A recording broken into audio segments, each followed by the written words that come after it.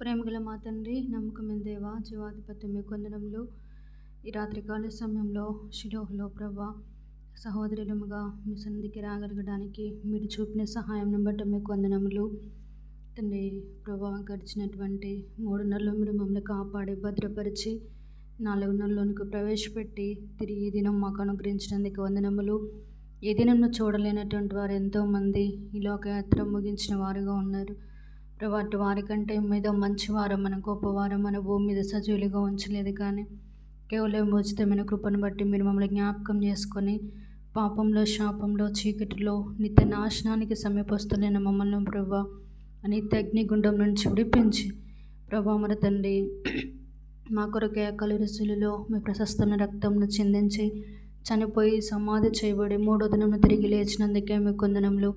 మీరు కాచినటువంటి ఆ యవన రక్తం అమూల్యమైన ప్రశస్తమైన పరిశుద్ధమైన రక్తం ద్వారా మా పాపములకు ప్రాయచిత్తము, విమోచన, విడుదల కలుగజేస్తూ వచ్చారు తండ్రి. జీవం గల దేవుని సంఘంలో మమ్మల్ని అంగంగా సమకూర్చారు. అందుని బట్టి మీకు వందనములు ప్రభా. మేమందరం సమృద్ధిలో నుంచి ప్రభా మరి తండ్రి మాటలు మాకు అందిస్తున్నందుకు వందనములు. మీరు అనుగ్రహించిన ప్రభాని వాక్యంను బట్టి, సేవకులను బట్టి ప్రభా మరి తండ్రి మందిరం సహవాసం, ప్రత్యక్షత, దర్శనంను బట్టి మీకు వందనములు. ఈ విధంగా మా ఆత్మీయ జీవితంలో మేము ముందు కొనసాగుటకు దినదినం మీ వాక్యం ద్వారా మమ్మల్ని సరిచేస్తున్నందుకు కూడా వందనములు చెల్లిస్తున్నాను. ఈ రాత్రికాల సమయంలో మరి ప్రభా తండ్రి సహోదరుల కూడిక కలిగి ఉండే భాగ్యం మాకు అనుగ్రహించినందుకే వందనములు. ఈ సమయంలో ఎంతో తీవ్రంకరంగా చేయండి. రావాల్సిన మీ బిడ్డలను సమకూర్చి తీసుకుని రండి ప్రభా. నీటిని కూర్చున్నటువంటి ఆసక్తిని వారిలో పుట్టించండి ప్రభా. కనికరించమని ప్రార్థిస్తున్నాం. మేము ఏం నేర్చుకోవాలో నేర్చుకుంటకు, ఏమి విడిచిపెట్టాలో విడిచిపెట్టుకు మీకు సహాయం చేయండి. మా ఆత్మీయ జీవితంలో మీరు కట్టండి ప్రభా. మీరే కనికరించి కృప చూపించమని ప్రభా ఈ సమయం ఎంతో దీవెనకరంగా చేయండి ప్రభా. సంఘం నీది, ప్రజల మీ వారు కనుక ప్రభా మీరన్ని పరిచర్యను దీవించి ఆత్మముద్ర వేయవలసిందిగా ప్రార్థిస్తూ ఈ సమయమును మీ చేతులకు అప్పగిస్తూ సమయం ఎంత క్రమంగా మర్యాదగా మీరు జరిగించమని మీ అధికారమును మేము కోరుకుంటున్నాం. మా మధ్య మీ ఆత్మ సంచారం ఉంచమని యేసుక్రీస్తు నామంలో ప్రార్థించి అడిగి వేడుకుంటున్నాం తండ్రి, ఆమేన్.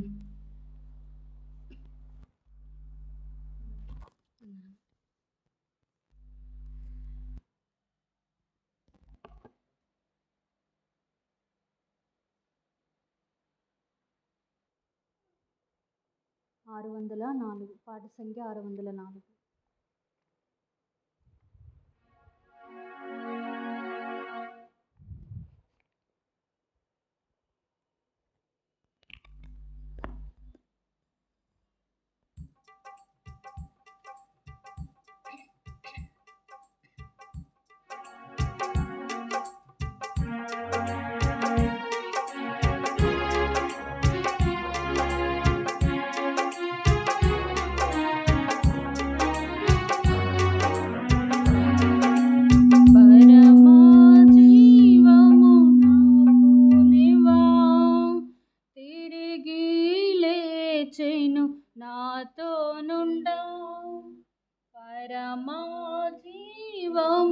నాకు నివా తిరిగి లేచెను నాతో నుండా, నిరంతరము నడిపించును, మరలా వచ్చి యేసుకొని పోవును.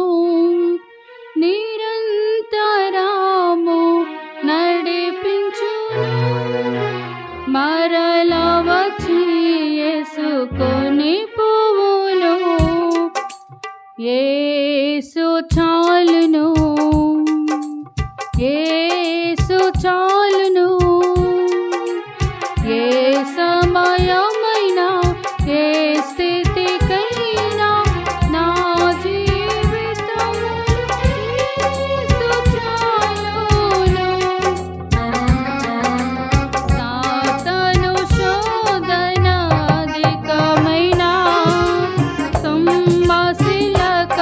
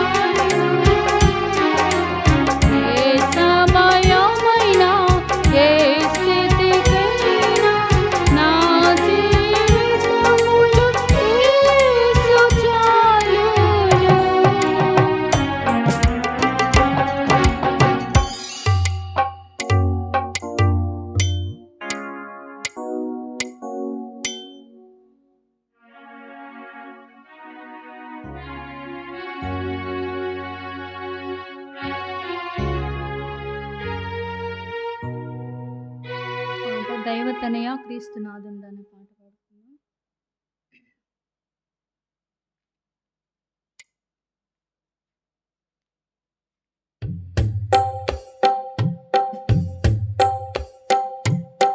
పాట సంఖ్య 277.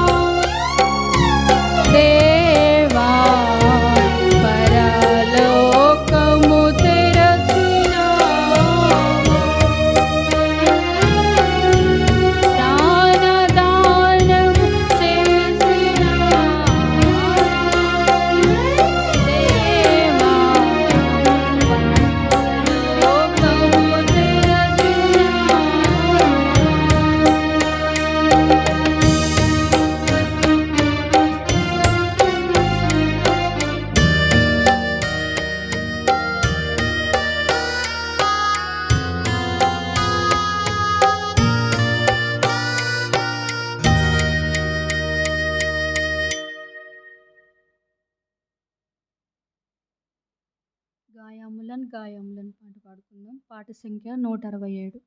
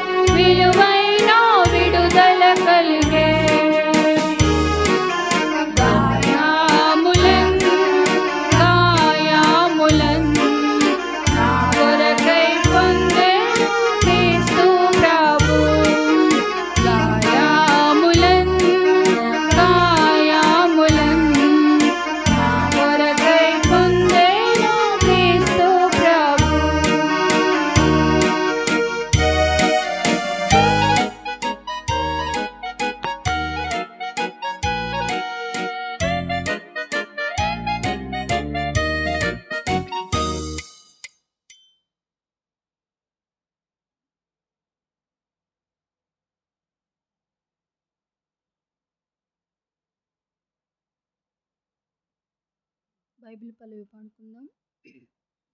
బలబెల మాట బంగారు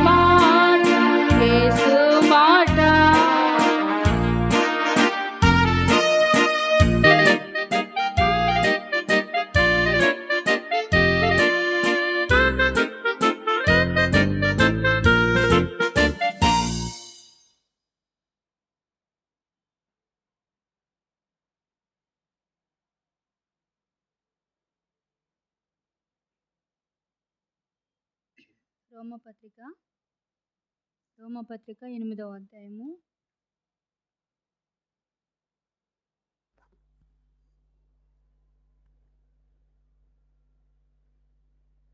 రోమపత్రిక 8వ అధ్యాయము 35, 36, 37 వచనంలో చదువుకుందాం. రోమపత్రిక 8వ అధ్యాయము 35 వచనం నుంచి 37 వచనం వరకు చదువుకుందాం. క్రీస్తు ప్రేమ నుండి మనల్ని ఎడబాపువాడెవడు? శ్రమ అయినను, బాధ అయినను, హింస అయినను, కరువైనను, వస్త్రహీనత అయినను, ఉపద్రవమైనను, ఖడ్గమైనను మనలను ఎడబాపున. ఇందును గూర్చి వ్రాయబడినదేమనగా, నిన్ను బట్టి దినమెల్లా మేము వధింపబడిన వారము, వధకు సిద్ధమైన గొర్రెలమని మేము ఎంచబడిన వారము. అయినను మనల్ని ప్రేమించిన వాని ద్వారా మనము వీటన్నిటిలో అత్యధిక విజయం పొందుచున్నాము. 38 మరణమైనను, జీవమైనను, దేవదూతలైనను, ప్రధానులైనను, ఉన్నవైనను, రాబోవునవి అయినను, అధికారులైనను, ఎత్తైనను, లోతైనను, సృష్టింపబడిన మరి ఏదైనను మన ప్రభు అయిన క్రీస్తు యేసునందలి దేవుని ప్రేమ నుండి మనల్ని ఎడమాప నేరవని రూఢిగా నమ్ముచున్నాను. ప్రార్థన చేసుకుందాం.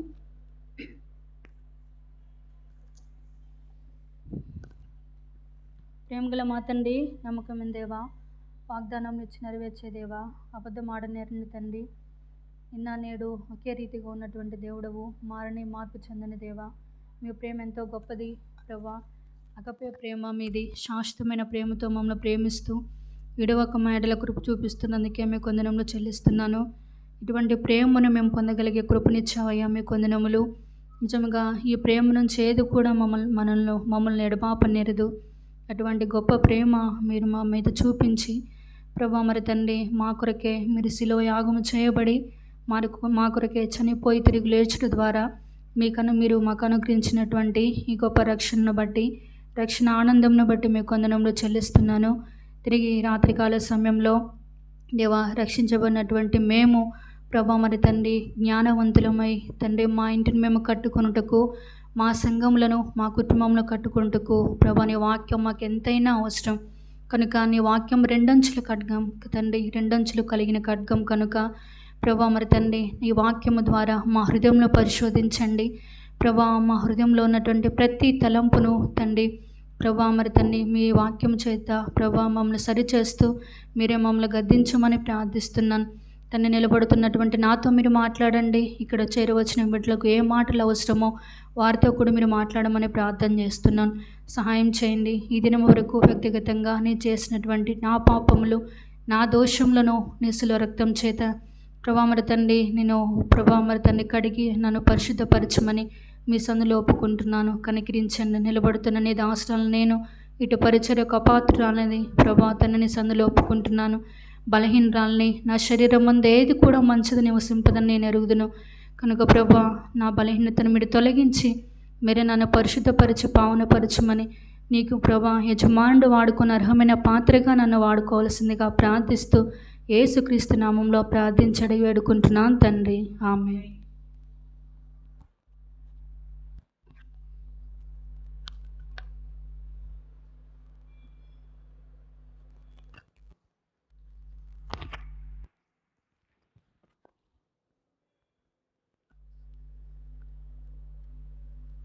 రోమపత్రిక 8వ అధ్యాయము 35, 36 వచనాలు చూసినట్లయితే ఇక్కడ యేసుక్రీస్తు ప్రభువారు 31వ వచనంలో ఇట్లనగా ఏమందుము, దేవుడు మన పక్షముగా ఉండగా మనకు విరోధి ఎవడు? తన సొంత కుమారుని అనుగ్రహించుటకు వెనక తీయక మన అందరి కొరకు ఆయనను అప్పగించిన వాడు ఆయనతో పాటు సమస్తమును మనకెందుకు అనుగ్రహింపడు? కాబట్టి మన జీవితంలో దేవుడు మన పక్షంగా ఉంటూ మనకు విరోధైనటువంటి అపవాది సాతాను మన ఆత్మీయ జీవితంలోనేమి భౌతికంగానేమి మరి మన జీవితంలో వస్తున్నటువంటి ప్రతి పరిస్థితిని మనం ఎదుర్కొంటకు మనం శక్తి గలవారమే ఉండాలని, అపవాదిని జయించుటకు మనం శక్తి గలవారమే ఉండాలని దేవుడు మన పక్షంగా ఉండి మన విరోధైన అపవాదిని జయించుట కొరకై, సాతాను జయించుట కొరకై మనం ఆత్మీయంగా అంతకంతకు అభివృద్ధి పొందాలనే ఉద్దేశంతో దేవుడు మనకు గొప్ప మన పక్షంగా ఉండి మన అపవాదిని జయించడం కొరకే ఈ లోకంలోనికి వచ్చి యేసుక్రీస్తు ప్రభువారు కూడా శరీరధారికి ఈ లోకంలో ఉన్నప్పుడు ఎన్నో శోధనలు, ఎన్నో పరీక్షలు, ఎన్నో అవమానాలు, నిందలు భరిస్తూ దేవుని రాజ్యం మన కొరకై సిద్ధపరచాలనే ఉద్దేశంతో యేసుక్రీస్తు ప్రభువారు ఈ లోకంలోనికి వచ్చాడు. శరీరధారికి ఈ లోకంలోకి వచ్చి ఎంతగానో మన కొరకే ప్రయాసపడుతూ వచ్చాడు. మన కొరకే మనకు రాజ్యం సిద్ధపరచాలని ఎన్నో నిందలు, అవమానాలు భరిస్తూ వచ్చారు. ఆయన పొందినటువంటి దెబ్బల ద్వారా మనకేం కలిగిందంట? స్వస్థత కలుగుతూ వచ్చింది. అందుకనే యేసుక్రీస్తు ప్రభువారు ఈ లోకంలోనికి వచ్చి తను చేసినటువంటి బలియాగము ద్వారా మనకి గొప్ప రక్షణ అనుగ్రహిస్తూ వచ్చాడు. అయితే దేవుని పిల్లంగా పిలువబడుతున్నటువంటి మనము మన ఆత్మీయ జీవితంలో ఎన్ని పరీక్షలు, ఎన్ని పరిశోధనలు, ఎన్ని వచ్చినప్పుడు కూడా క్రీస్తు ప్రేమ నుంచి అంట అది ఎడబాపనేరదంట. ఏది ఎడబాపదు. అది శ్రమ అయినా, బాధ అయినా, హింస అయినా, కరువైనా, వస్త్రహీనత అయినా, ఉపద్రవమైన, ఖడ్గమైన, ఇవన్నీ మన జీవితంలో, మన జీవితంలో, మన ఆత్మీయ జీవితంలో దేవుని బిడ్డలంగా మనకు సంభవిస్తూనే ఉంటాయి. అది శ్రమే కావచ్చు, వస్త్రహీనతే కావచ్చు, కరువే కావచ్చు, ఖడ్గమే కావచ్చు, ఏ బాధ అయినా. అయితే వీటన్నిటి నుంచి అంట క్రీస్తు ప్రేమ నుంచి ఏది కూడా మనలను ఎడబాపనేరదంట. ఇంత గొప్ప ప్రేమకు మనం ధన్యులంగా పిలువబడుతూ వచ్చాం.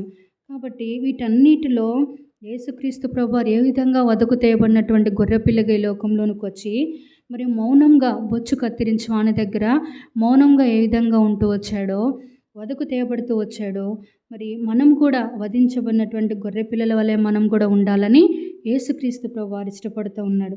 అయితే వీటన్నిటిలో మనల్ని ప్రేమించిన వాని ద్వారా మనం వీటన్నిటిలో అత్యధిక విజయం పొందుచున్నాం. మనం అత్యధిక విజయం పొందాలంటే ఏం చేయాలి? దినదినం ప్రతి నిమిషం మనకు వస్తున్నటువంటి శోధనలో, మనకు వస్తున్నటువంటి బాధల్లో, నిందల్లో వీటన్నిటిలో అత్యధిక విజయం పొందాలంటే మనకు అసాధ్యం. అది మనకు సాధ్యం కాదు. మనం జయించలేము.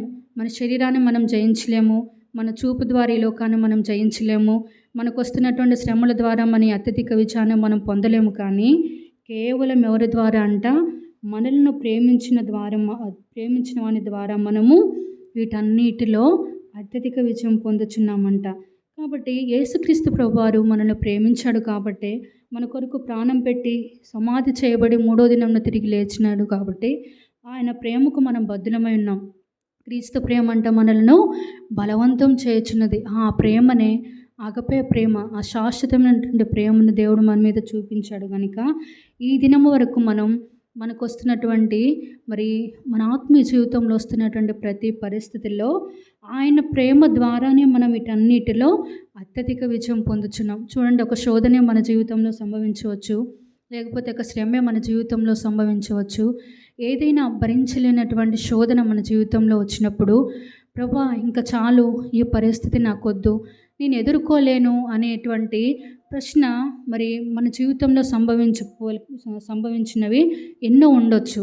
మరి వీటన్నిటిని మనం ఏ విధంగా చేస్తున్నామంటే కేవలం దేవుని వాక్యము ద్వారా మనల్ని ప్రేమించినటువంటి ఆయన యేసుక్రీస్తు యొక్క ప్రేమ ద్వారానే మనం వీటన్నిటిలో మనం అత్యధిక విజయం పొందుచున్నాము. కాబట్టి మన ఆత్మీయ జీవితంలో ఏ పరిస్థితి రాని, ఒకవేళ కరువే మన జీవితంలో సంభవించవచ్చు రానున్న దినాల్లో, లేదా వస్త్రహీనతే మన జీవితాల్లో సంభవించవచ్చు, లేకపోతే ఒక శ్రమ, ఒక శోధన, బాధ ఏది సంభవించినా కూడా మరి మనం ఎట్లా ఉండాలంట, వీటన్నిటిలో ఈ పరిస్థితులన్నిటిలో అత్యధిక విజయం మనం పొందుకోవాలి. మన జీవితంలో విజయం లేకపోతే, మన జీవితంలో అపవాదిని మనం జయించలేకపోతే, వీటన్నిటిలో మన ఆత్మీయంగా దేవుడు మనకు సిద్ధపరిచినటువంటి రాజ్యానికి మనం మరి ఆ సిద్ధపరచబడినటువంటి రాజ్యానికి మనం అర్హులం కాలేము. కాబట్టి ఏ పరిస్థితిలో కూడా మన ఆత్మీయ జీవితాన్ని, మన రక్షణను మనం విడిచిపెట్టకుండా దేవుడు మనకి అనుగ్రహించినటువంటి ఈ రక్షణను మనం అంతం వరకు కొనసాగించాలనేది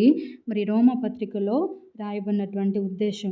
అయితే వీటన్నిటిలో అత్యధిక విజయం పొందుతూ మరి ఒక స్త్రీ మరి తన ఆత్మీయ జీవితంలో ఎంతగానో ముందు కొనసాగినటువంటి జీవితంగా మరి అంతం వరకు తన విశ్వాసాన్ని ఎక్కడ కూడా పోగొట్టుకొనకుండా ఎంతో భక్తి కలిగినటువంటి స్త్రీగా ఒక స్త్రీ ఉంది. మరి విగ్రహారాధన కుటుంబంలోంచి వచ్చి అన్ని దేవతలను పూజించి మరి ఒకప్పుడు తన జీవితంలో నెమ్మది లేనటువంటి దానిగా జీవించినటువంటి స్త్రీ ఏ విధంగా ధన్యురాలుగా పిలువబడుతూ వచ్చిందో, తన విశ్వాసాన్ని మరి ఆత్మీయ జీవితంలో భౌతికంగా తనకు వచ్చే పరిస్థితుల్లో ఏ విధంగా అత్యధిక విజయం పొందుకుంటూ వచ్చిందనేది ఈ దినం మనం చూసుకుందాం రండి. ఆదికాండము 12వ అధ్యాయము. ఆదికాండము 12వ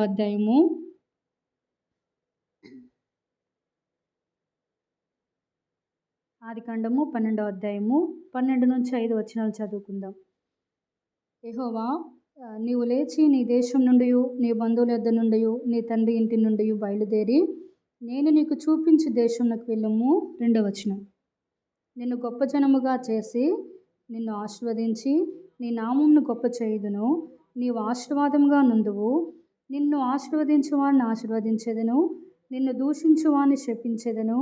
భూమి యొక్క సమస్త వంశముల యందు ఆశీర్వదించబడునని అబ్రాముతో అనగా, యెహోవా అతనితో చెప్పిన ప్రకారము వెళ్ళెను. లోతు అతనితో కూడా వెళ్ళెను. అబ్రాము హారాను నుండి బయలుదేరినప్పుడు 75 ఏండ్లు ఈడుగలవాడు. అబ్రాము తన భార్య అయిన శారాయిని, తన సహోదరుని కుమారుడైన లోతును, హారానులో తానును వారు ఆర్జించిన యావత్ ఆస్తిని, వారు సంపాదించిన సమస్తమైన వారిని తీసుకొని కనాను దేశమునకు వెళ్ళుటకు బయలుదేరి కనాను దేశమునకు చేరిరి. ఇక్కడ ఎవరు కనపడుతున్నారు ఈ అధ్యాయంలో? శారా అనుందా? ఫస్ట్ 12వ అధ్యాయంలో శారాయి అనుందా? శారాయి అనుంది కదా. అంటే దేవునిలోనికి రాకముందు ఒక విగ్రహారాధనను పూజించినటువంటి ఈ అబ్రాము కుటుంబము అబ్రహాముగా పిలువబడకముందు, శారా కూడా తన జీవితంలో శారాగా పిలువబడకముందు శారాయిగా ఉన్నప్పుడు తన స్థితి ఏంటి? ఒక మరి గొప్ప విగ్రహారాధన చేసినటువంటి స్త్రీగా తన జీవితంలో ఎక్కడ కూడా నెమ్మది లేనటువంటి పరిస్థితిలో, నిజమైన దేవుడు ఎవరో కూడా తెలియనటువంటి పరిస్థితుల్లో తను మరి గుడ్డిగా జీవిస్తూ విగ్రహారాధనను పూజిస్తూ సృష్టికర్త అయిన దేవుణ్ణి విడిచి మరి సృష్టిని పూజించినటువంటి స్త్రీగా ఈ శారాయి ఉంది. అయితే ఎప్పుడైతే మరి యేసుక్రీస్తు ప్రభువారిని వారు అబ్రహాముగా మార్చబడి అనేక జనములకు తండ్రిగా చేయబడుతూ వచ్చాడో, మరి శారాయి కూడా శారాగా మార్చబడిన తర్వాత తన జీవితాన్ని మార్చుకున్నటువంటి స్త్రీగా మొట్టమొదటిగా మనం చూస్తున్నాం. మొదటిగా ఈమె జీవితం ఎట్లుందంటే తన జీవితాన్ని మార్చుకున్నటువంటి స్త్రీగా ఉంది. ఎట్లా తన జీవితం మారిపోయింది? ఏ విధంగా మారిపోయిందనంటే, శారా అనగా కలహము విభేదముతో కూడినటువంటి జీవితం అనే మనం తన పేరుకు అర్థంగా పిలువబడుతుంది. అంటే ఒకప్పుడు శారాయిగా తను జీవించినప్పుడు ఎన్నో వివాదాలు, ఎన్నో కలహాలతో మరి ఎంతో గర్విష్ఠిగా తను జీవిస్తూ నిజమైనటువంటి దేవుణ్ణి సృష్టికర్తను పూజించకుండా విగ్రహారాధన జీవిస్తూ తన జీవితం అంతా కలహమే, తన జీవితం అంతా యుద్ధమే, తన జీవితంలో ఎక్కడా నెమ్మది లేదు, వివాదంతో కూడినటువంటి తన జీవితం, మరి అందరితో మరి తిరుగుబాటు కలిగినటువంటి జీవితం, దేవుడు అంటే మరి భయం లేనటువంటి పరిస్థితి. తన జీవితం శారాయిగా ఉన్నప్పుడు ఎట్లా ఉందంటే చీకటిలో ఉంది, పాపంలో ఉంది, నిజమైనటువంటి దేవుని ఎరిగినటువంటి స్థితిలో ఉంది. ఎక్కడ చూసినా మరి వివాదాలు, తన జీవితం అంతా గర్వంతో కూడినటువంటి, అంటే మరి శారా ఒక అందంగా ఉండేదంట. అందంగా తనకున్నటువంటి అందాన్ని బట్టి గర్విస్తూ, మరి తనకున్నటువంటి ఆస్తిని బట్టి గర్విస్తూ, ఇంకా నాకు తిరుగులేదులే, నేను ఎంతో ధనవంతురాల్ని, మరి నాకు చాలా ఆస్తి ఉంది, పైగా నాకు అందం ఉంది అనేటువంటి పరిస్థితి మరి ఎంతో తన జీవితంలో కలిగి ఉండి, సృష్టిని పూజిస్తూ, విగ్రహారాధనలు పూజిస్తూ, దేవుణ్ణి తెలియక ముందు అటువంటి వివాదాలతో మరి తిరుగుబాటుతో కూడినటువంటి జీవితం. ఎప్పుడైతే అబ్రహాముగా మార్చబడుతూ వచ్చాడో, తన భర్త ఎప్పుడైతే విగ్రహారాధన నుంచి విడిపించబడి నిజ దేవుణ్ణి తెలుసుకున్నాడో, ఆ దినం నుంచి అబ్రహాముగా పిలువబడ్డాడు. శారాయి శారాగా పిలువబడింది. శారాయి అనగా కలహము, వివాదము. కాబట్టి ఎప్పుడైతే యేసుక్రీస్తు ప్రభువులోనికి తను వచ్చిందో, తన జీవితం ఇప్పుడు ఎట్లా మారిందంట? శారాగా మారింది. అంటే అనేక జనములకు తల్లిగా చేయబడుతూ వచ్చింది. నిజంగా తను ఎంత ధన్యకరమైనటువంటి జీవితం అంటే, అందుకే ఇట్టి స్థితి గలవారు ధన్యులు, తమకు దేవుడుగా గల జనులు ధన్యులు. ఇంత గొప్ప ధన్యత, ఓ ఇశ్రాయేలు నీదు భాగ్యం ఎంతది గొప్పది అని వ్రాయబడుతూ వచ్చింది కదా. ఇంత గొప్ప భాగ్యం ఎవరికి ఉంటుంది? ఇంత గొప్ప ధన్యత ఎవరికి ఉంటుంది?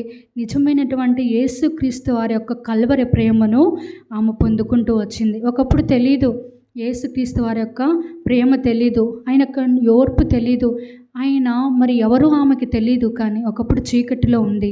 అందుకనే ఎప్పుడైతే శారాగా మార్చబడుతూ వచ్చిందో, తను అనేక జనములకు తల్లిగా పిలువబడుతూ వచ్చింది.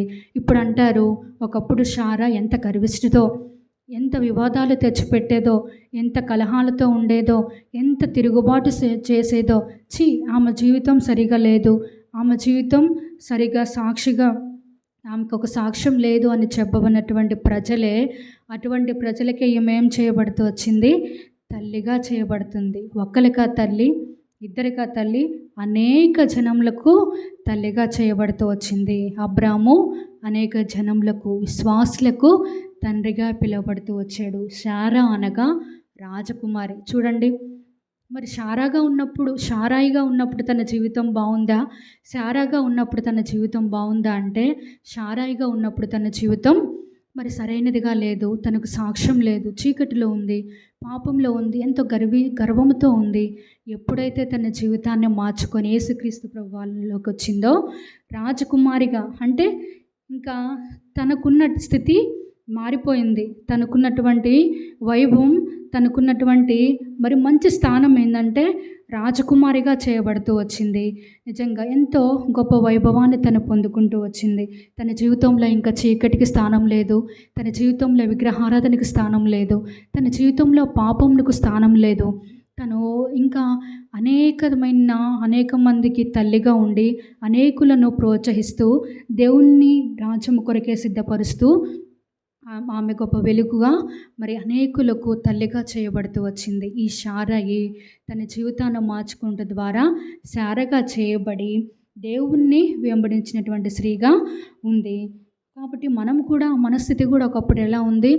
నిజమైన దేవుడు ఉంటే మనకి తెలీదు. ఒకవేళ మనకి దేవుడి గురించి సువార్త అందించబడినప్పటికీ, ఇది పలానా కులానికి చెందిన మరి మతం, పలానా వారికి చెందినటువంటి దాన్ని మనం ఎన్నోసార్లు తిరుగుబాటు చేసినటువంటి వారముగా, హేళన చేసినటువంటి వారముగా మన జీవితాల్లో కూడా లేకపోలేదు. మనం కూడా చీకటిలో ఉన్నాం. అందుకని ఎఫెసీ పత్రికలో రాయబడుతూ వచ్చింది. చూడండి, ఎఫెసీ పత్రిక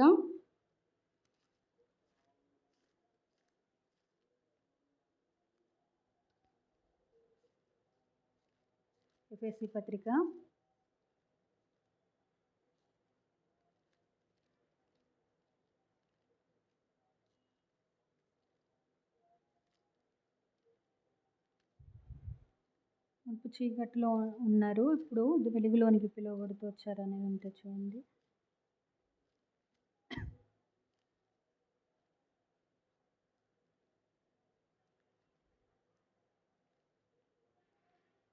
ఒకప్పుడు చీకటిలో ఉన్నారు, ఇప్పుడు ఆశ్చర్యకరమైన వెలుగులోనికి.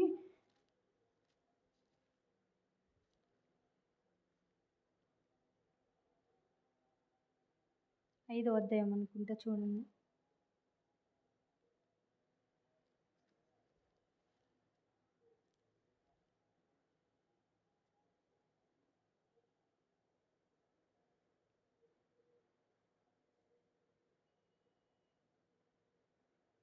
ఎఫెసీ పత్రిక 4వ అధ్యాయం ఉంటుంది దాంట్లో.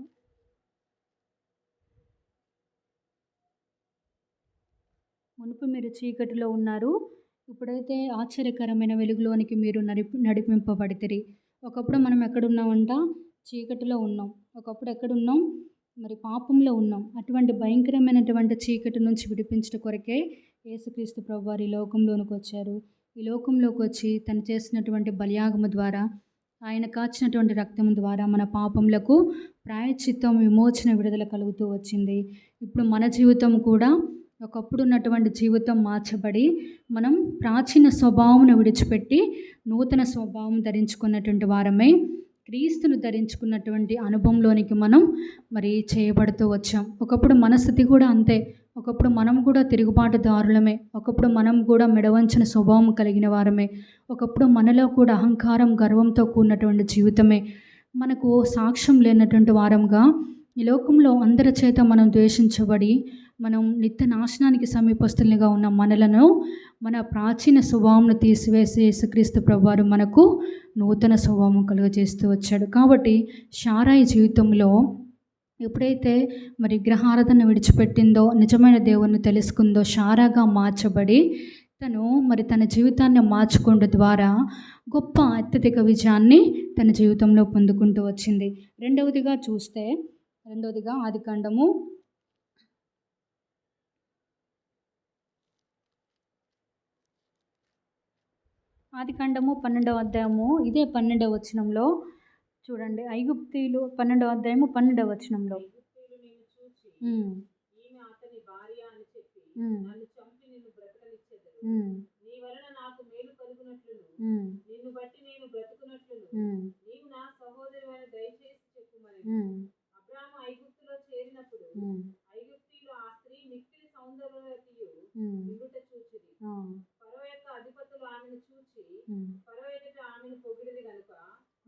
ఫరో ఇంటికి ఇక్కడ శోధన ఏం శోధన అంటే ఆమె ఎట్లా ఉంటుందంట? సౌందర్యవతి అంట.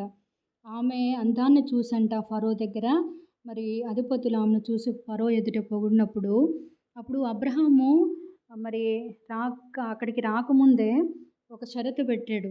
ఏం పెట్టాడు? నువ్వు సౌందర్యవంతురాలు కదా, నువ్వు మరి మనం ఎక్కడికి వెళ్ళినా కూడా ఆ ప్రాంతానికి మనం వెళ్ళినప్పుడు, మరి ఐగుప్తు దేశానికి మనం వెళ్ళినప్పుడు మరి అక్కడ వాళ్ళు మనల్ని చూసి నిన్ను బట్టి నన్ను చంపకుండా నువ్వేమని చెప్పాలి?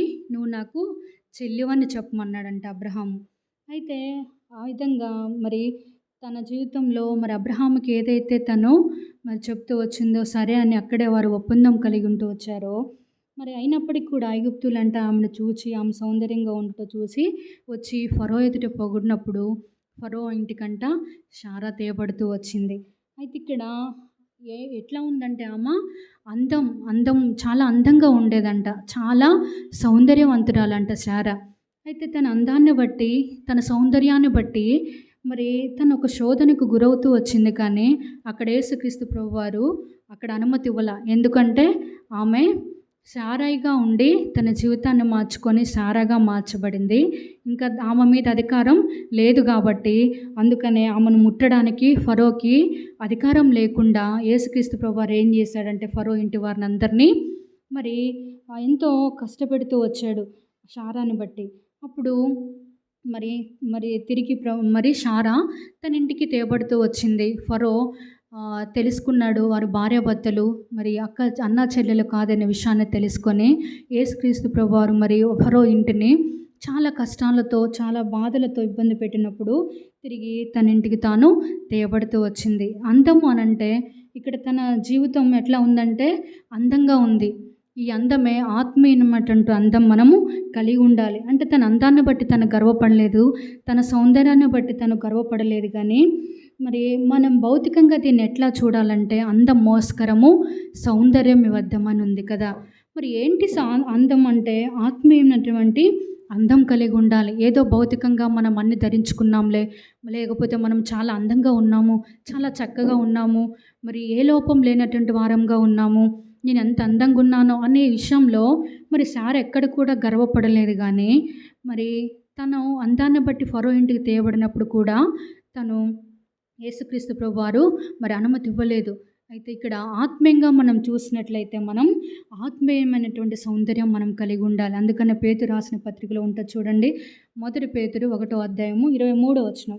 1 పేతురు 1:23వ వచనం, 24వ వచనం. సర్వశరీరులు గడ్డిని పోలిన వారు, వారి అందమంతయు గడ్డి పువ్వు వలె ఉన్నది.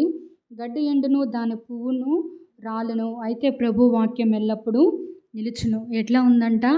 అందం అంటే మన ఆత్మీయమైనటువంటి అందం కలిగి ఉండాలి. భౌతిక సంబంధమైనటువంటి అందం ఏమవుతుందంట? అందం దేనితో పోల్చబడింది? గడ్డితో పోల్చబడింది. అంటే సర్వశరీరంలో గడ్డిన పోలిన వారు, వారి అందం అంతయు గడ్డి పువ్వులే. ఒక పువ్వు ఉందనుకోండి, అది వాడిపోతుందా? చెట్టుకున్నప్పుడు ఎట్లా ఉందో అంతే ఉంటుందా? అది వాడిపోతుందా? వాడిపోయి రాలిపోతుంది. చూడండి, ఇప్పుడు చిన్నపిల్లలు ఉన్నారు. చిన్నపిల్లల శరీరాన్ని ఒక 20 సంవత్సరాలు 30 సంవత్సరాల వయసు ఉన్నటువంటి వాళ్ళ యొక్క శరీరాన్ని 60 సంవత్సరాల యొక్క వయసు ఉన్నటువంటి వాళ్ళ శరీరాన్ని మనం మరి పోల్చినప్పుడు ఎట్లా ఉంటుంది? చిన్నపిల్లల దేహం ఎట్లా ఉంటుంది? చాలా సున్నితంగా, సాఫ్ట్గా, చక్కగా ఉంటారు. సరే, కొంచెం ఒక ఏజ్కి వచ్చి 30 సంవత్సరాల వయసు ఉందనుకోండి, వాళ్ళ శరీరం ఎట్లా ఉంటుంది? 60 సంవత్సరాల వయసు వచ్చిందనుకోండి, వాళ్ళ శరీరాలు ఎట్లుంటాయి? ముడతలు పడి మరి వారి దేహం ఎందుకు మరి ఒకరి శరీరమే కదా, ఒకరి శరీరమే ఎట్లా మారిపోతుందంట? చిన్నపిల్లలుగా ఉన్నప్పుడేమో పసిపిల్లల దేహంలాగా బాగుంటారు. ఒక యవ్వన వయసు వచ్చినప్పుడు ఇంకా చక్కగా ఉంటారు. ఒక ఏజ్ వచ్చినప్పుడు అదే శరీరం ఏమైపోతుంది? ముడతలుగా మారిపోతుంది. ఆ తర్వాత ఎట్లయిపోతాం? ముసలి వాళ్ళు అయిపోతారు.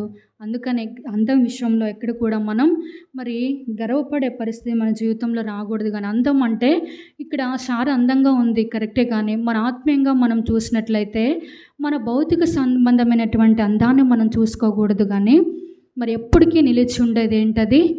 దేవుని వాక్యం. అందము గడ్డి పువ్వుతో పోల్చబడింది. ఏ విధంగా పువ్వు వాడిపోతుందో మన అందం, మన శరీరాలు కూడా ఎప్పుడైనా వాడిపోయే, కానీ ఎప్పుడూ నిలిచి ఉండేది ఏంటి? యేసుక్రీస్తు వారి యొక్క వాక్యం మాత్రమే నిరంతరం నిలిచి ఉంటుందంట. అందుకని అందం మోసకరం, సౌందర్యం వ్యర్థమని దేవుని వాక్యంలో రాయబడుతూ వచ్చింది.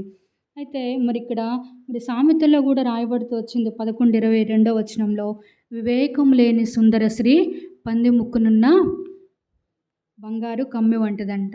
మనకి ఎంత అందం ఉన్నా కూడా, మనకి ఎంత ఐశ్వర్యం ఉన్నా కూడా, మనకి ఎంత ధనం ఉన్నా కూడా, మరి మనకున్న అందాన్ని బట్టి అబ్బా ఈమె ఎంత అందంగా ఉందో అని చెప్పుకోరు. కానీ ఏం చెప్పుకుంటారంట? నిజంగా తన అందానికి తగ్గట్టుగా తన ఆత్మీయ జీవితం కూడా ఉంది, తనకు తగ్గట్టుగానే తన సాక్ష్యం ఉందని మనల్ని గూర్చి చెప్పుకుంటారంట. అంతేగాని మనకు అందం ఉండి మన ఆత్మీయ జీవితంలో ఆత్మ సౌందర్యమైనటువంటి అందం మనకి లేకపోతే మనకి సాక్ష్యం ఉంటుందా? ఉండదు. ఇక్కడ శారై కూడా ఎంతో అందమైనటువంటి స్త్రీగా, ఆత్మీయ సౌందర్యం కలిగినటువంటి స్త్రీగా మనం ఇక్కడ చూస్తూ ఉన్నాం. కాబట్టి మొట్టమొదటిగా తన జీవితాన్ని మార్చుకుంది.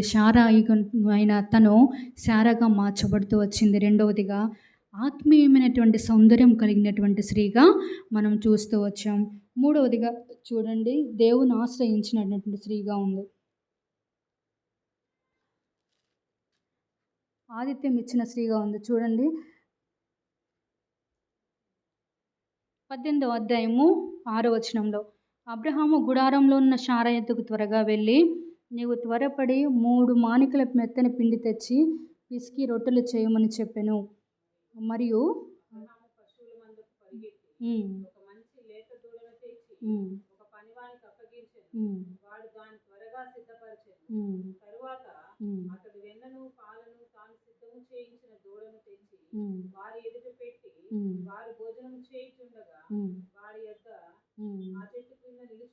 చాలండి. ఇక్కడ ఏం చేసిందంటే ఆతిథ్యం ఇచ్చే స్త్రీగా ఉంది. అందుకనే బైబిల్లో రాయబడింది కదా, నా గిన్నెడు దేవుని నామనకి దేవుని గిన్నెడు చన్నీళ్ళు ఇస్తే ప్రతిఫలం పోగొట్టుకోరంట. ఆతిథ్యం చెయ్యం మరొకడు అని వ్రాయబడింది. నిజంగా దేవదూతలు వచ్చినప్పుడు మరి 3 మానికల మెత్తని పిండి తెచ్చి మరి రొట్టెలు చేయమని అబ్రహాము మరి శారాకు చెప్పినప్పుడు, గుడారంలో ఉన్న శారా ఎద్దుకు వెళ్ళి నువ్వు త్వరపడి 3 మానికల మెత్తని పిండి తెచ్చి రొట్టెలు చేయమని అనగానే నిజంగా మరి అబ్రహాం ఏదైతే తనకు చెప్పాడో వెంటనే తను రొట్టెలు చేసి ఆ దూడను తెచ్చి తనకి ఇచ్చినప్పుడు తను వండి మరి దూతలకు ఆతిథ్యం ఇచ్చినటువంటి స్త్రీగా ఉంది. మనం ఈ రోజుల్లో ఒక చపాతీ కానీ లేకపోతే పుల్కాలు కానీ చేసుకోవాలంటే కష్టమైపోతుంది. అన్నీ రెడీమేడ్గా వచ్చేసినాయి ఇప్పుడు కదా. షాపుల్లోకి వెళ్తే పూరీలైన చపాతీ చేసి పూరి పిండి చేసి ప్యాకింగ్ చేసి ఉంచుతున్నారు, రెడీమేడ్గా వచ్చేసినాయి. ఇంకేంటంటే డైరెక్ట్గా తెచ్చి ఆయిల్లో మనం మరి కాల్ చేసుకోవడమే. చపాతీ అయినా పూరి అయినా ఏదైనా అట్లా డైరెక్ట్గా వచ్చేసినాయి. మరి 3 మానికల ఒక అర కేజీ గోధుమ పిండి చేయడానికే మనం ఎంత కష్టపడిపోతామంటే ఆ పిండి కలపాలి, అది మెత్తగా చేయాలి, రొట్టెలు చేయాలంటే మరి ఎప్పుడో ఖాళీగా ఉన్నప్పుడు మాత్రమే ఏదో ఒక సమయంలో మాత్రమే ఆ పని పెట్టుకుంటాం, కానీ ఎప్పుడు చేయాలంటే అది మనకు సాధ్యమైన పని. కానీ శారా ఏం చేసిందంట, 3 మానికల మెత్తని పిండితోని చేసి మరి రొట్టెలు చేసి మరి దూతలకు ఆతిథ్యం ఇచ్చినటువంటి స్త్రీగా ఉంది. అందుకని ఆతిథ్యం చేయ మరువవద్దు అని. ఒక స్త్రీ అంట దేవుని వాక్యం చెప్తుంటే దేవుని సేవకులు, అమ్మ మీరు ఆతిథ్యం చేయాలి, ఇంతకుముందు మీకు చెప్పినట్టున్న ఆతిథ్యం చేయ మరవద్దు, దేవుని నామమున మీరు గిన్నెడు చన్నీళ్ళు ఇస్తే ఆ ప్రతిఫలం పోగొట్టుకోరు అని దేవుని వాక్యంలో సేవకులు చెప్తుంటే అదే మైండ్లో పెట్టుకుందంట ఆమె. పెట్టుకొని దేవుని వాక్యాన్ని విని ఎవరు వచ్చినా మరి ఫ్రిడ్జ్లో పెట్టిన వాటర్ కానీ లేకపోతే కుండలో పెట్టిన వాటర్ కానీ అట్లా ఇవ్వడం చేసేదంట. అయితే ఒక వయసు వచ్చింది, ఆమె చనిపోయింది. పరలోకానికి వెళ్ళిన తర్వాత దేవుడు తీసుకెళ్తా ఉన్నాడు, వెళ్తుంది. అదేంటి నా కోసం దేవుడు మరి భూమి మీద ఉన్నప్పుడు గిన్నెడు చల్లనీళ్ళు ఇస్తే ప్రతిఫలం పోగొట్టుకోవడానికి దేవుని సేవకులు చెప్పారు కదా, నా కొరకు ఒక బంగారు ఇల్లును దేవుడు నా కొరకు సిద్ధపరిచి ఉంచాడేమో, ఏంటి ఇంకా నా గృహం రావట్లేదని చూస్తూ ఉందంట. అట్లా మరి యేసుక్రీస్తు ప్రభువారు ఆమెను తీసుకొని వెళ్తుంటే పరలోకంలో ఒక కాలువ వచ్చిందంట. ఆ కాలువ దాటమన్నాడంట, ఆమెని దాటిందంట. ఆ కాలువ దాటిన తర్వాత చిన్న చెరువు వచ్చిందంట. ఆ చెరువు కూడా దాటమ్మా అన్నాడంట. అదేంటి ప్రభువా, నా కొరకు ఏదో బంగారు ఇల్లు నువ్వు సిద్ధపరిచావని నేను అనుకొని ఊహించుకున్నా, భూమి మీద ఉన్న ఇల్లు అయి బాగుంది కదా, ఏంది బంగారు ఇల్లు, నా కొరకు ఏదో గొప్ప ఇల్లును సిద్ధం చేసావని నేను సంతోషపడితే ఈ చిన్న చిన్న కాలువలు దాటు, నదులు దాటు, చెరువులు దాటు అని అన్నిటిని దాటిస్తున్నావేంది అంటే, నువ్వు రామ్మ, నువ్వు భూమి మీద ఉన్నప్పుడు ఏదైతే చేసావో అదే నీకు మంచిల్లా నేను సిద్ధపరిచానని చిన్న చిన్న కాలువలు, చెరువులు అన్నీ దాటించి ఒక దగ్గరికి తీసుకెళ్ళి అక్కడ ఆపాడంట. అక్కడ ఎట్లుందంటే పెద్ద సముద్రం లాగుందంట. ఇదే అమ్మ నీ ఇల్లు అన్నాడంట. అదేంటి యేసు ప్రభువా, భూమి మీద ఉన్నప్పుడు సేవకులేమో మన కొరకు అక్కడ పరలోకంలో దేవుడు రాజ్యాన్ని సిద్ధపరిచాడు, బంగారపు ఇల్లు, బంగారు వీధులు అని మరి చెప్పారు. ఇక్కడ చూస్తే ఇవన్నీ దాటించి నాకేంది ఇక్కడ ఇదే నీళ్ళు అంటావంటే, భూమి మీద గిన్నెడు చన్నీళ్ళు ఇస్తే ప్రతిఫలం పోగొట్టుకోవని నిన్న వాక్యాన్ని బట్టి సేవకులు వచ్చినా నీళ్ళే ఇచ్చావు, విశ్వాసులు వచ్చినా నీళ్ళే ఇచ్చావు. నీ జీవితం అంతా ఎవరు వచ్చినా ఆ నీళ్ళు ఇచ్చి నువ్వు భూమి మీద ఇచ్చినటువంటి ఆ నీళ్ళే ఇప్పుడు సముద్రంగా మారిందన్నాడంట యేసుక్రీస్తు ప్రభువారు. అంటే దేవుని వాక్యంలో దేవుని సేవకులు చెప్తారు, ఏ దేవుని నామమున గిన్నెడు చన్నీళ్ళు ఇస్తే ప్రతిఫలం పోగొట్టుకోరు అంటే అర్థం ఏదో నీళ్ళు ఇచ్చి వాళ్ళని పంపించేస్తే ఆ ప్రతిఫలం అది ఏదైనా కావచ్చు. ఆతిథ్యం అంటే ఏది ఇచ్చినా కూడా ఆ ప్రతిఫలం పోగొట్టుకోరు అని మరి ఇక్కడ రాయబడుతూ వచ్చింది. కాబట్టి శారా ఆతిథ్యం విషయంలో, ఈ ఆతిథ్యం ఇచ్చే విషయంలో ఎక్కడ కూడా మరి తప్పిపోకుండా దేవుని దూతలకు ఆతిథ్యం ఇచ్చడం బట్టి తన అక్కర తీర్చబడింది. దేవదూతల ఆకలి తీర్చబడింది, శారా యొక్క అక్కర తీర్చబడింది. ఎట్లా తీర్చబడింది? ఆ మొండు పెట్టింది, దేవదూతలు తిన్నారు, పోయారు. మరి వాళ్ళు తింటే ఈ ఆకలి ఎట్లా తీర్చబడుతూ వచ్చింది? అది ముందు మనం చూసుకుందాం. అయితే ఇక్కడ మరి మూడవదిగా ఏం చేసింది? ఆతిథ్యం ఇచ్చింది. నాలుగవదిగా చూడండి, శారా ఎక్కడుందంట? 6వ వచనం, అబ్రహాము గుడారంలో ఉన్న శారా యొద్దకు త్వరగా వెళ్ళి, ఎక్కడుంది ఈమె? ఎక్కడుందంట? గుడారంలో ఉంది. గుడారపు అనుభవం మనకుందా? గుడారం అనగా ప్రార్థన అనుభవం, అంటే రహస్యంగా ప్రార్థించే అనుభవం ఉంది.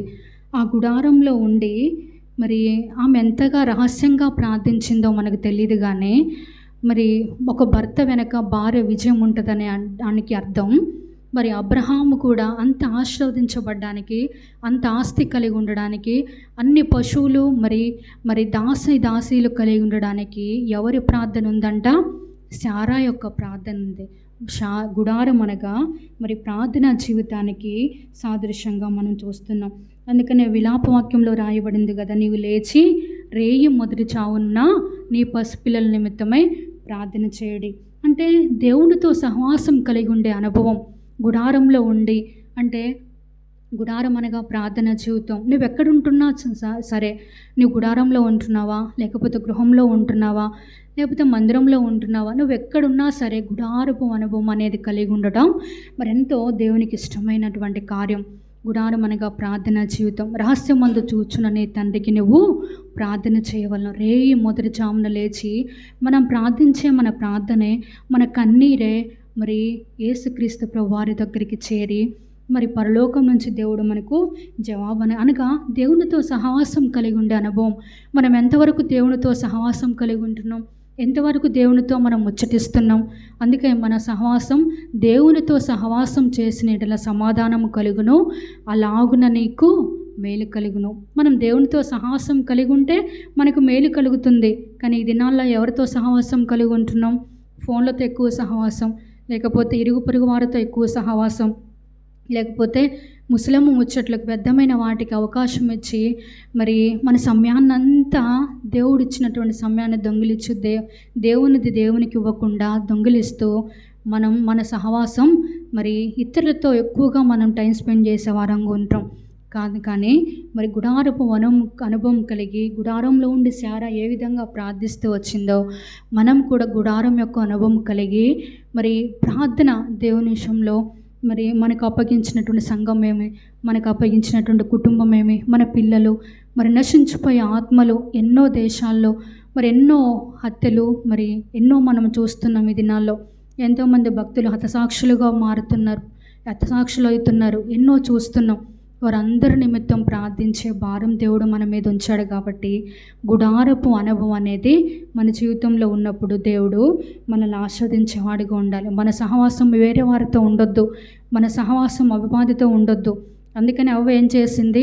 అప్పటి వరకు దేవునితో సహవాసం చేసింది, దేవునితో ముచ్చటించింది, దేవునితో సంతోషంగా మరి దేవునితో మాట్లాడింది. ఎప్పుడైతే యేసుక్రీస్తు ప్రభువారిని పక్కన పెట్టి ఆయనతో సహవాసం చేయటం పక్కన పెట్టి అపవాదితో సహవాసం చేసిందో వెంటనే ఏం చేయబడుతూ వచ్చింది? అయిపోయింది అక్కడితో తన జీవితం. చూడండి ఎంత దౌర్భాగ్యమైన జీవితం. కాబట్టి ఆ విధంగా మనం అపవాదికి చోటిచ్చి మరి దేవుణ్ణి పక్కకు పెడితే దేవుడు దుఃఖపడతాడు. మన ఆత్మీయ జీవితంలో కూడా చాలా నష్టపోయే వారంగా ఉంటాం. కాబట్టి మూడవదిగా ఆతిథ్యం ఇచ్చింది, నాలుగవదిగా గుడారపు అనుభవం కలిగింది, ప్రార్థనా జీవితం కలిగింది. ఐదవదిగా మనం చూసుకొని ముగించుకుందాం. ఐదవదిగా మరి తను చివరి వరకు అంతం వరకు విశ్వాసం కలిగి ఉంది. ఎప్పుడైతే యేసుక్రీస్తు ప్రభువు అనే సొంత రక్షకునిగా అంగీకరించిందో ఆనాడు మొదలైనటువంటి తన భక్తి జీవితం చివరి వరకు, తను చనిపోయేంత వరకు, తుది శ్వాస వరకు అదే విశ్వాసంలో అదే భక్తిలో తను కొనసాగుతూ వచ్చింది. అంటే ఏ విధంగా కొనసాగించింది తన భక్తి అంటే మరి ఎప్పుడైతే అబ్రహాముకి దేవుడు నువ్వు నీ తల్లి ఇంటి నుండి నీ బంధువుల ఇంటి నుంచి లేచి వెళ్ళు, నిన్ను ఆస్వాదిస్తాను, అనేక జనములకు తండ్రిగా నిన్ను చేస్తానని వాగ్దానం ఇచ్చాడో మరి శారా అనుకోలేదు.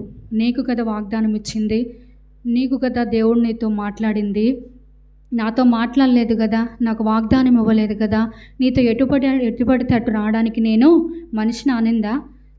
అబ్రహాము కొండలో ఎక్కాడు, గుట్టలో ఎక్కుంటాడు, లేకపోతే మరి గుడారాలు ఎక్కడ పడితే అక్కడ గుడారాలు వేసుకొని ఉండేవాడు. ఒక మరి ఏదో విలాసవంతమైనటువంటి జీవితం అబ్రహాము జీవించలేదు. కానీ ఆయన పోయిన చోటునెల్లా కూడా శారా తల ఉంచుకొని ఆయన అక్కడికి వెళ్తే అక్కడికి లోబడి వెళ్తూ వచ్చింది. ఆయన గుట్టలెక్కితే గుట్టలెక్కింది, కొండలెక్కితే కొండలెక్కింది, గుడారాలు అక్కడ వేసుకుంటే అక్కడ ఉంది. ఎక్కడికి వెళ్ళినా తనతో పాటు మరి ఎందుకు నన్ను ఈ విధంగా బాధ పెడుతున్నావు అనే ప్రశ్న శారా జీవితంలో రాలేదు. కానీ ఎక్కడికి వెళ్ళినా కూడా తన భర్తకు లోబడి విధేయురాలై తన భర్తను వెంబడించినటువంటి స్త్రీగా ఉంది. అంతము వరకు అదే విశ్వాసాన్ని కలిగి ఉంది. అని అర్థం ఏంటంటే అబ్రహాముకు దేవుడు ఎప్పుడైతే వాగ్దానం చేశాడో అప్పుడు మరి ఆ వాగ్దానాన్ని అబ్రహాము నమ్మాడు.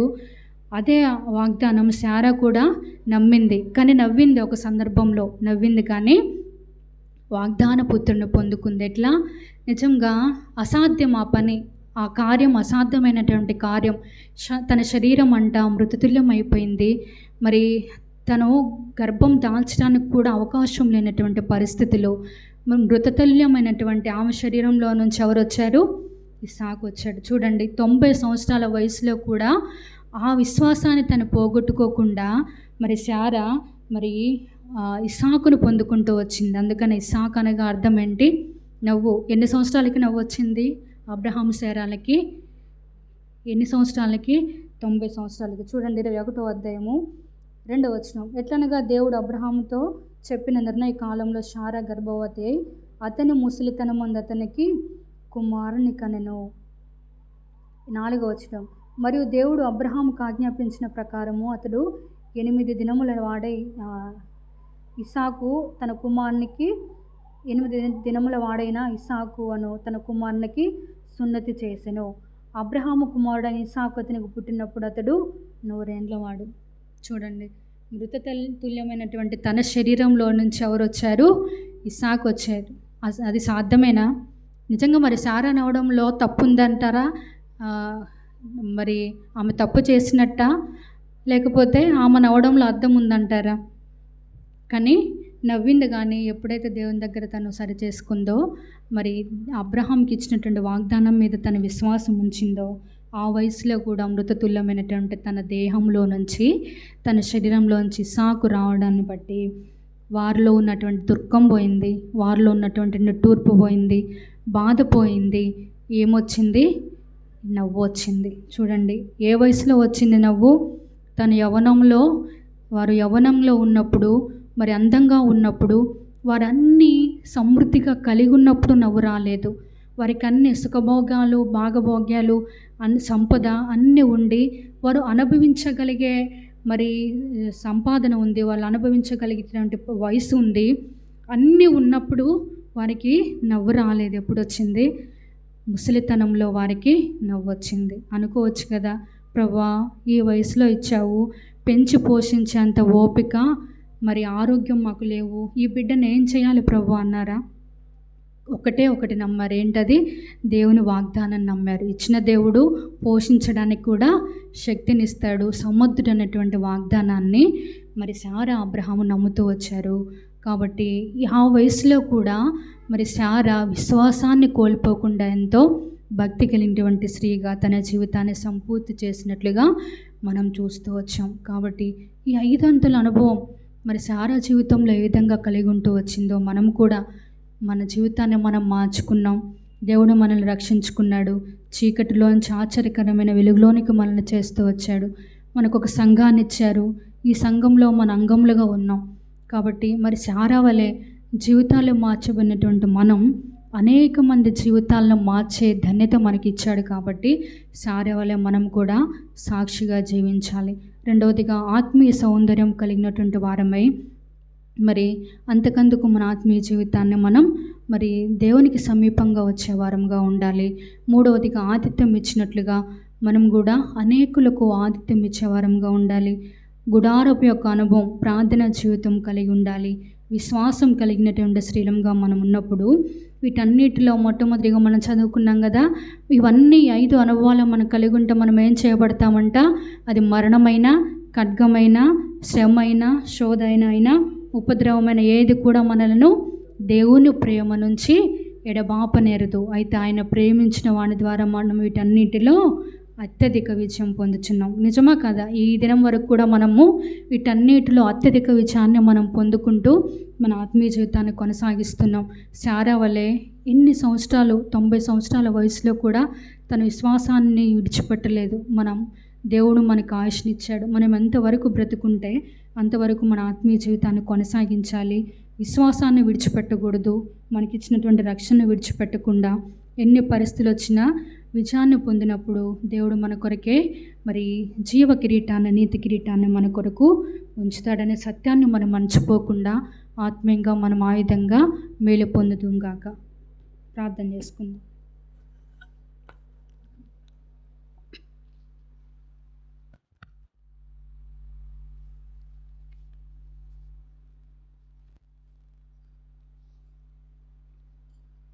ప్రేమగల తండ్రి, నమ్మకమైన దేవా, కృపా సత్య సంపూర్ణుడా, వాత్సల్యత కలిగినటువంటి దేవా, నీ నమ్మకత్వమును బట్టి, మీ మంచితనమును బట్టి మీకు ఎంత వందనములు చెల్లిస్తున్నాము. అపనమ్మకస్తులైన మా యెడల నీ నమ్మకత్వాన్ని రుజువుపరుస్తూ, మీరు నమ్మకమైన దేవుడవని, నమ్మదగిన దేవుడవని రుజువుపరుచుకుంటున్నందుకు కూడా మీకు ఎంత వందనములు చెల్లిస్తున్నాను దేవా. నిజంగా మేము అబద్ధం ఆడేది వారము, అపనమ్మకస్తులం, మాలో నమ్మకత్వం లేదు దేవా. మీరు నమ్మదగిన దేవుడు కనుకనే ఈ దినం వరకు మీరు మమ్మల్ని క్షమిస్తున్నారు. క్షమించుటకు సిద్ధమైన మనసు కలిగిన దేవుడవు. ఎన్నో పర్యాయంలో మా జీవితంలో తిరుగుబాటు చేయక ప్రభా, తిరుగుబాటు చేసిన పరిస్థితులు ఎన్నో ఉన్నాయి ప్రభా. తండ్రి, మిమ్మల్ని ఆశ్రయించని పరిస్థితులు మా జీవితంలో ఎన్నో ఉన్నాయి. మా జీవితాన్ని మార్చుకోలేని పరిస్థితుల్లో ప్రభా, మరి ఎన్నో పర్యాయంలో మమ్మల్ని దుఃఖపెట్టి మిమ్మల్ని బాధ పెట్టిన పరిస్థితులు మా జీవితంలో ఉన్నాయి తండ్రి. మరి షారాయిగా ప్రభా ఉన్నప్పుడు ఏ విధంగా తన ప్రాచీన స్వభావం కలిగి ఉండి కలహముతో, వివాదముతో, తిరుగుబాటుతో జీవిస్తూ వచ్చిందో, ఒకప్పుడు మా జీవితాలు కూడా ఆ విధంగానే ఉన్నాయి తండ్రి. కలహముతో కూడినటువంటి జీవితం, మత్సరముతో కూడిన జీవితం, వివాదాలతో కూడినటువంటి జీవితం, దేవా విగ్రహారాధనలు పూజించినటువంటి మా జీవితంలో మీరు జ్ఞాపకం చేసుకొని, నిజమైన సృష్టికర్త అయిన దేవుడు మీరని మేము తండ్రి నమ్ముకొని ప్రభా సొంత రక్షకుడిగా అంగీకరించుటకు మీరు మాకు సహాయపడుతూ వచ్చారు. మా జీవితాలు కూడా మీరు మారుస్తూ వచ్చారు తండ్రి. మీ కొందనములు తండ్రి. షారాయిని శారాగా మార్చి రాజకుమారిగా చేస్తూ వచ్చారు తండ్రి. ప్రభా, నిజంగా ఇంత గొప్ప ధన్యత ప్రభా అనేకమైన విశ్వాసులకు తల్లిగా చేస్తూ వచ్చారు ప్రభా. మరి తండ్రి, మమ్మల్ని కూడా మీరు రక్షించుకున్నారు. మేము కూడా మీ యొక్క కుమార్తెలముగా ప్రభా మరి తను మమ్మల్ని చేర్చుకుంటూ వచ్చారు. ఈ ధన్యత చాలు ప్రభా. మా జీవితంలో ఎన్ని ఉన్నా ప్రభా, ఎన్ని ఆస్తులున్నా లేకపోయినా ప్రభా, ఈ లోకంలో ఏది ఉన్నా లేకపోయినా మిమ్మల్ని కలిగి ఉండే భాగ్యం ఇచ్చారు మా జీవితంలో. అదే చాలు తండ్రి. నిజంగా ఇంత గొప్ప ప్రేమకు మేము అపాత్రులము దేవా. ప్రభా, అయోగ్యులమైన మమ్మల్ని యోగ్యులుగా చేసుకుంటూ వచ్చావు దేవా. మీకు ఎంత వందనములు చెల్లిస్తున్నాను. ఈ లోకంలో తృణీకరింపబడిన వారం తండ్రి ప్రభా, అవమానపరచబడినటువంటి వారము తండ్రి, హేళన చేయబడినటువంటి వారం తండ్రి. మా జీవితాలను మీరు జ్ఞాపకం చేసుకొని ఇంత గొప్ప భాగ్యాన్ని మాకు ఇచ్చి ప్రభా, రాజకుమార్తెలుగా మరి తండ్రి, రాజులని యాజక సమూహముగా మమ్మల్ని చేస్తూ వచ్చావు. అవును తండ్రి, మేము కూడా రాజకుమార్తెలమే. మా రాజు మీరే తండ్రి. మీరు తండ్రి రాజుగా మీరు మాకున్నారు కాబట్టి మమ్మల్ని కూడా రాజకుమార్తెలుగా చేసుకుంటూ వచ్చావు. ఈ ధన్యత మా జీవితంలో ప్రభా మరి తండ్రి చాలు. ఇంత గొప్ప భాగ్యం ఇచ్చావు తండ్రి. మీకు ఎంత వందనములు. కనుక ప్రభా, ఎన్ని పరిస్థితులు వచ్చినా ఈ ప్రేమ నుంచి మమ్మల్ని ఎడబాపుది ఏది లేదని ప్రభా మరి తండ్రి మీరు తండ్రి మాట్లాడుతూ వచ్చారు. ఈ ప్రేమ నుంచి మమ్మల్ని ఏది కూడా ఎడబాపనేరదు. అది కరువైన, ఖడ్గమైన, వస్త్రహీనత అయినా, అది ఏదైనా కూడా ఈ ప్రేమ నుంచి మమ్మల్ని ఎడబాపేది ఏది లేదు ప్రభా. అవును తండ్రి, అందుని బట్టి మీకు వందనములు చెల్లిస్తున్నాను. అంత మాత్రమే కాదు, సారా జీవితంలో ప్రభా ఆతిథ్యం ఇచ్చినటువంటి స్త్రీగా ఉంది ప్రభా. మరి తండ్రి, మరి గుడారం యొక్క అనుభవం కలిగి ఉంది ప్రభా. మీతో సహవాసం చేసే అనుభవం కలిగి ఉంది. రహస్యం ముందు ప్రార్థించే ఆయన స్త్రీగా ఉంది ప్రభా. నీకెంతో వందనములు చెల్లిస్తున్నాను. మరి ప్రభా, అంత మాత్రమే కాదు, తన విశ్వాసాన్ని అంతం వరకు చేపట్టింది. మీరు ఇచ్చిన వాగ్దానాన్ని పొందుకుంది. మృతతుల్యమైనటువంటి తన శరీరంలో నుంచి ప్రభా కుమారుడు తన సాకును మీరు పుట్టించారు. ఎంత అద్భుతం అంటే నిజంగా లేదు, తన శరీరం సహకరించే పరిస్థితి కాదు. శరీరం అంతా ముడతలిపోయింది ప్రభా.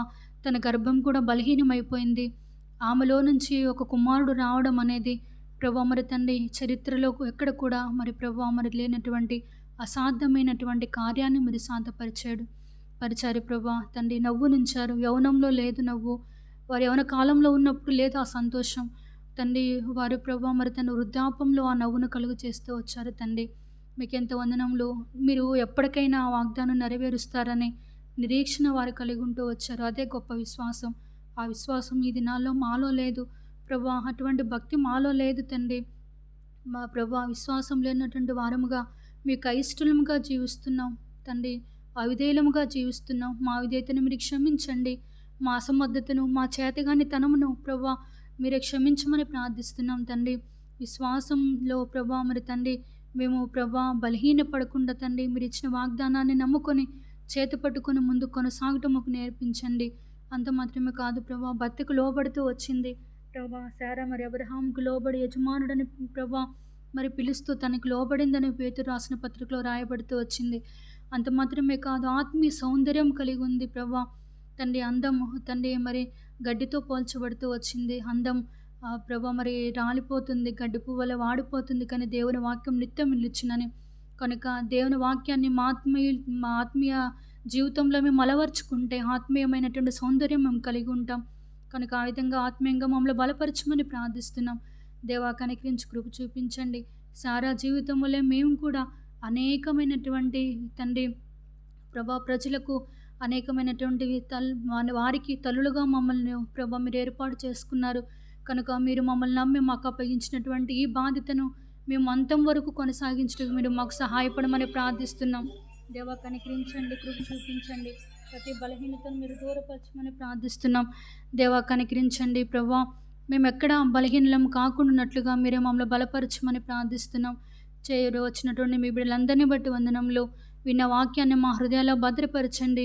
శత్రువు సాతాను అపవాది ఎత్తుకొని పోకుండానట్లుగా మీరే కాపాడమని ప్రార్థిస్తున్నాం. కనికరించి కృప చూపించమని ఈ దినం ప్రభావం రాలేని వారిని మీరు దర్శించండి. వచ్చిన మీ బిడ్డలను బట్టి మీ కొందనములు మీరే వారిని ఇంకా ఆత్మీయంగా బలపరచమని ఈ మా ప్రభా మరి తండ్రి సహవాసాన్ని మీరు దీవించండి. ఈ కూడికను ప్రభా మీరు తండ్రి మీరే దీవించి ఆస్వాదించమని ప్రార్థిస్తున్నాం. శనివారం సంఘ ప్రార్థన, ఆదివారం ప్రభుదిన కొరకే మమ్మల్ని సిద్ధపరచండి. దేవా కనికరించమని ప్రార్థిస్తున్నాం. సహాయం చేయమని ఎవరు బలహీనలుగా ఉన్నారో వారిని బలపరచండి, రోగుల్ని స్వస్థపరచండి. ప్రభా మీరే కనికరించి కృప చూపించండి. ప్రభా మరి 10th class, inter first year, second year exams రాసిన బిడ్డలు మీరు జ్ఞాపకం చేసుకొని మంచి రిజల్ట్స్ దయచేయమని ప్రార్థిస్తున్నాం. డిగ్రీ ఎగ్జామ్స్ కొరకే ప్రభా సిద్ధపడుతున్న వారిని, డిఎస్సి కొరకే ప్రిపేర్ అవుతున్న వారిని మీరు జ్ఞాపకం చేసుకోమని ప్రార్థిస్తున్నాం. దేవా కనికరించి కృప చూపించండి. ఈ 5 ప్రభా మరి తండ్రి సంఘంలో పరిచర్య, ఆత్మల ప్రభా మరి తండ్రి ప్రభా విస్తరణ అభివృద్ధి మీరు దయచేయమని ప్రార్థిస్తున్నాం. కనికరించండి ప్రభా. ఈ పరిచర్య మీరే దీవించి ఆస్వాదించమని, అనేక ఆత్మల్ని స్థలంలోనికి నడిపించమని ప్రార్థిస్తున్నాం.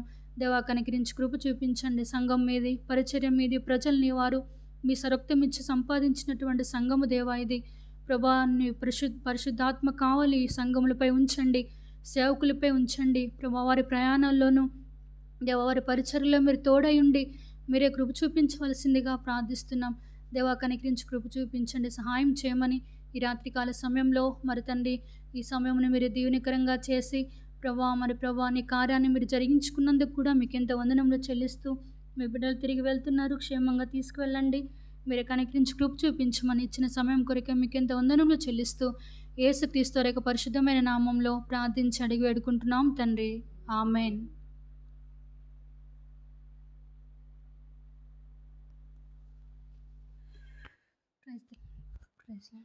Praise lord.